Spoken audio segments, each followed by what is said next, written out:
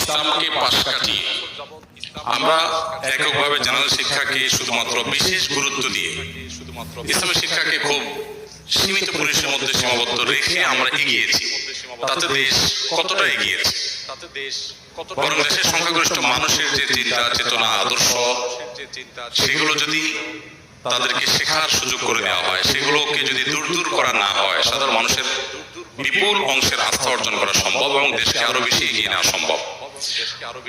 আমাদের শিক্ষিত হওয়ার চাইতে মানুষ হওয়াটা অনেক বেশি গুরুত্বপূর্ণ।